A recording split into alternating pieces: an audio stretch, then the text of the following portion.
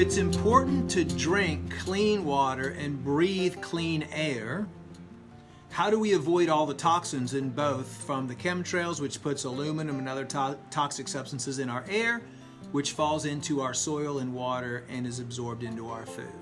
The first step always is to evaluate your own environment. So when you talk about drinking clean water and breathing clean air, the first thing you have to look at is evaluate 24 hours in your day. You know, where are you breathing? You know, you're going to be in your home when you wake up in the morning. Your bedroom is usually one of the most toxic places for air. You can have mold in your house. You can have fungus in your house. You can have VOCs in your house. You can be breathing in phthalates from the fragrances, air fresheners.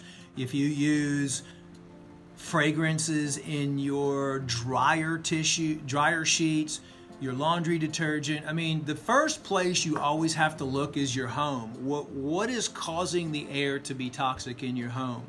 And that's one of the first places that you want to address. I use the REME, the R-E-M-E air purification system, which actually plugs into your HVAC units in your ceiling, or if you live in an apartment or something, there's some units that you can get for that as well that will clean the air in your home. You can put plants in your home which help clean the air. Plants are tremendous, and you go to your local nursery, because everywhere is different.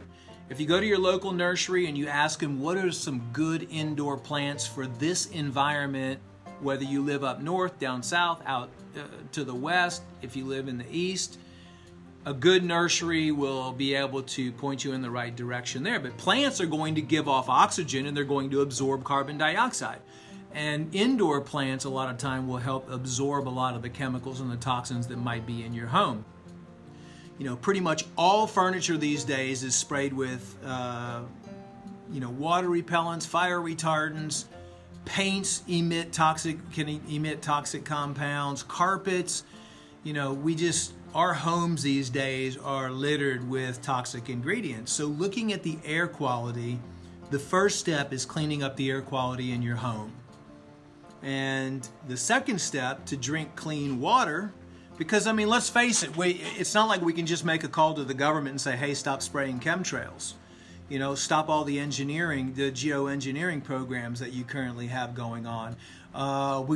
We've been trying to stop Monsanto from spraying toxic endocrine disrupting chemicals and pesticides all over the earth, which have gotten into the water supply and that are floating around in the air.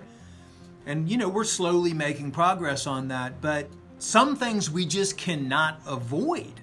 I mean, we all have to live our life, and that's why it's understanding where all these chemicals are coming from in the air, and understanding, we have arsenic and mercury and all kinds of different fumes in the air these days, cadmium, the smoke from different plants, and I mean all these things being released into the air.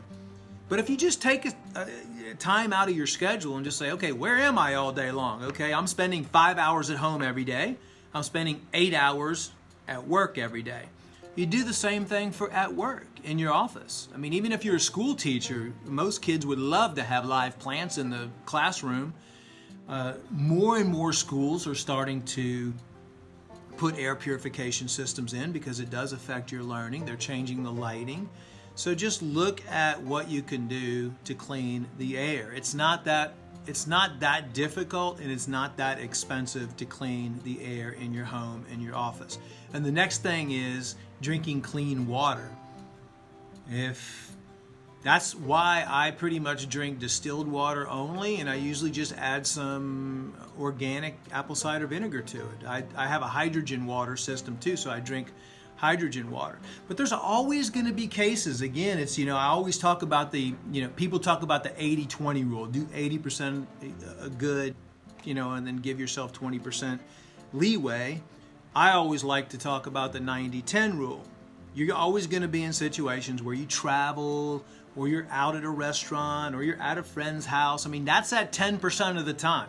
But if you're doing 90% of the time right, and you're breathing clean air 90% of the time, and you're drinking clean water 90% of the time, you're going to be doing good. And that's the most important part. Just try to do the best that you possibly can do. We all live in a world and in a society, unfortunately, that's contaminated.